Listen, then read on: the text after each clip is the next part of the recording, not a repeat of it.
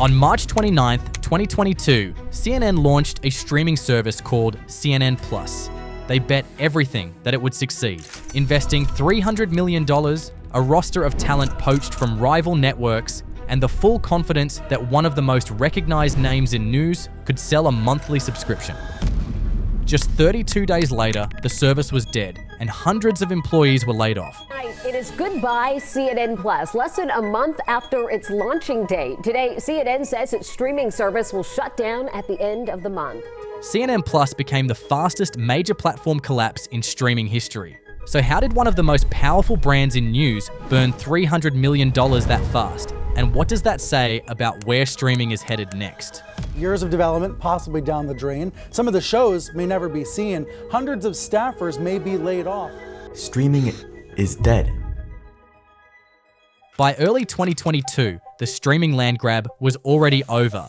Netflix had 222 million subscribers. Disney Plus, HBO Max, Amazon Prime, Hulu, Paramount Plus, Apple TV Plus, Peacock, and Discovery Plus had all carved out their audiences. CNN was the only major media brand without a seat at the table, and its own parent company, Warner Media, was building HBO Max without them. Disney Plus was the success story CNN kept pointing to. It hit 10 million subscribers in its first 24 hours and crossed 100 million in under 16 months, a milestone that took Netflix 10 years to reach. Those numbers made streaming look like a guaranteed bet. Oh my gosh. I'm just so excited about Disney Plus right now. I mean, this is crazy. But Disney had Marvel, Star Wars, Pixar, and decades of content that entire generations grew up with. People were subscribing to their childhoods, and Disney had a lifetime of that ready to stream.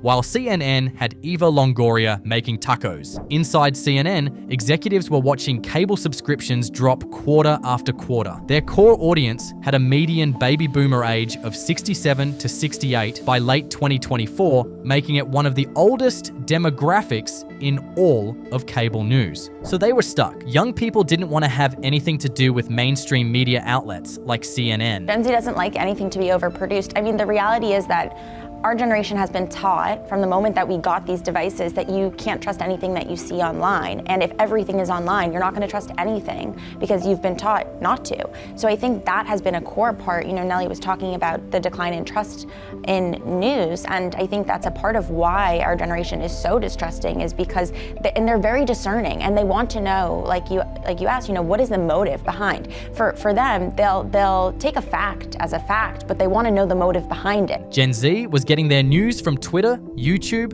or basically any source with independent news coverage, not mainstream media. The cable audience CNN depended on was shrinking, and the younger audience they needed had never watched cable in the first place. CNN's president Jeff Zucker saw streaming as the only path forward. According to internal accounts from CNBC, Zucker and his team envisioned CNN Plus as something like the New York Times, a subscription news product that would eventually replace the cable network entirely. They even believed CNN had a global branding advantage strong enough to capture younger generations worldwide. The plan was simple: launch CNN Plus early in 2022, then bundle it with HBO Max by September. Warner Media executives called this their "Would you like fries with that bundle?", piggybacking on HBO Max's millions of subscribers to funnel them towards CNN Plus.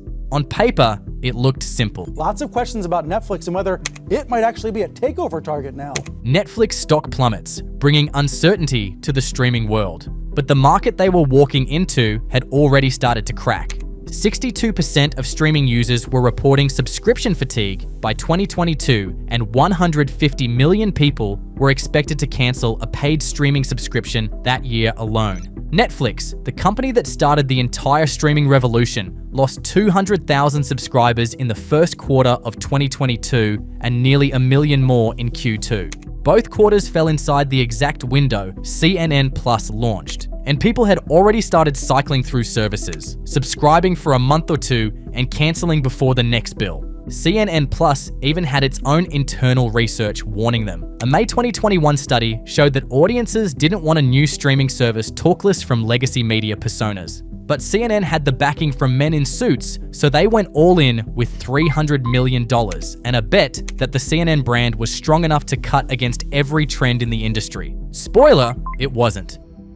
CNN didn't just launch a streaming app. They recruited talents like they were assembling the Avengers, whose mission was to build a rival network from scratch. Chris Wallace, famously known for his Putin interview, walked away from Fox News in December 2021 after 18 years, reportedly for an $8 million contract to anchor a CNN Plus interview show. After 18 years, this is my final Fox News Sunday. I'm ready for a new adventure, and I hope you'll check it out. Other popular journalists like Casey Hunt and Audie Cornish left their jobs for a product that hadn't proven a single person would pay for it. Behind the talent wall, CNN was scaling at a pace that matched the confidence. They hired over 500 employees in roughly 6 months. Producers, software engineers, marketing teams, all building toward a launch date. Their parent company, Warner Media, had plans to spend $1 billion on CNN Plus over the next 4 years, a budget that signaled this was the direction CNN planned to take the entire company. Inside CNN, people talked about CNN Plus like it was the second coming of Christ. It's kind of like Netflix and HBO Max. You can see it there because you sign up and you get a library of TV shows and films. But it's different because you also get live news and interactive interviews. They projected it would be more profitable than cable, that their big bet was about to pay off.